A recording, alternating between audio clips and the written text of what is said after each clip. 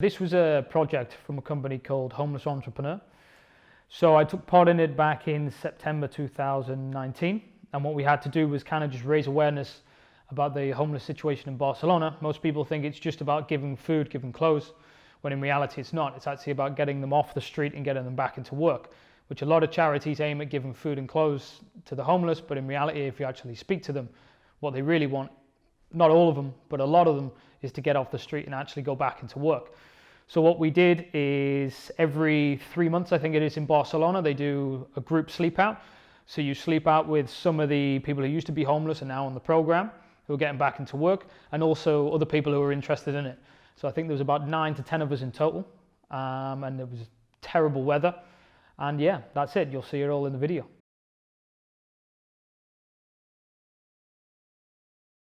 It was an interesting one. I didn't think it was going to hit home so hard than it did. Is when you're actually outside, it's the fact of being so vulnerable. I was sleeping on the outside of the group, so I thought they were actually just joking around about me not putting my earbuds in, but they generally said don't put, because a lot of time when people are drunk, they'll come past and kick you. And also it was just hearing the stories of the people who have been on the street. Most people think that, you know, it's because of drugs and alcohol, but in reality it's only around about 15% of people actually hit the streets because of drugs and alcohol. One of the main ones was actually divorce, which people go into depression. Depression was a huge one, which actually goes back to either work or family related. 2 of the guys who were there, one was the head of one of the biggest architectural companies in Barcelona. The company went bust, he lost his job, went into depression, lost everything. So when you actually speaking to people there, a lot of them had professional backgrounds, and these are more the people who want to get back onto their feet, working again. But yet again, a lot of people associate homelessness with it's all down to the person. You know, a lot of the times it's just that they've just had a bad year, a bad 2 years. They lose their house, they lose this, and then it's just a downward spiral. And before they know it, they're on the street. But a lot of things though, people are. When you say homeless, they think homeless means living on the street. Homeless doesn't necessarily mean living on the street. You know, it's like 40-50% of people who are actually homeless never make it onto the street.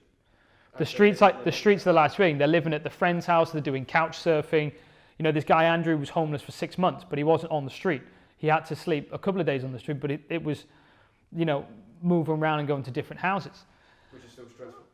Of course, yeah. If you don't have your own base to go back to, and it's difficult to get the ball rolling. So this is what a lot of people don't realize is, you know, you can still be homeless and not live on the street. Yeah, so one thing I wanted to find out is what everyone said, you know, why are they all alcoholics? You know, why are they all drinking beer? And this is one thing that really impacted me when I was there. I was asking them all, why are you drinking alcohol on the street? Why are you drinking beer? Why are you drinking Don Simon? But if you go back to actually the price, if you've only got 25 cents in your pocket, a beer is 15, 20 cents. A bottle of water is 30. So they go for the cheaper option. And also it's a way, you know, just getting them through the day.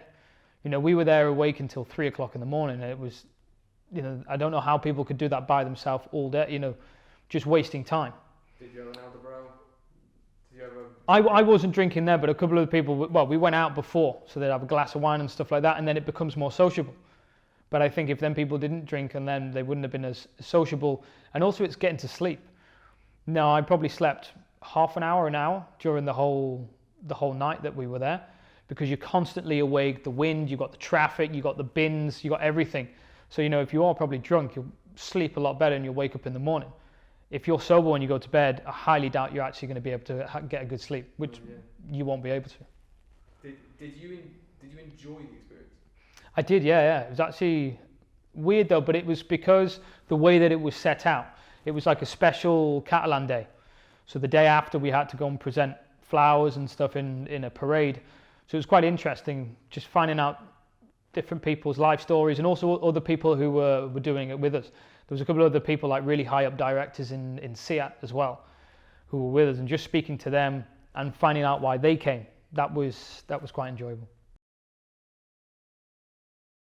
The most hard-hitting moment was definitely when it was raining really hard in Barcelona, where you've got a Parc Ciutadella, We walked up there and it was just homeless after homeless after homeless after homeless. And it was also hearing the stories from Andrew, who tried to help them certain homeless people. He told me one story about a guy who he tried to help for quite a while, but just couldn't get off heroin. So then when he seen him, and he actually, but they didn't see each other, but Andrew saw him, and he was explaining what had happened to this guy, then it starts to sink in. You know, when you've generally got people who are living in cardboard boxes, literally in a cardboard box, and that's their life.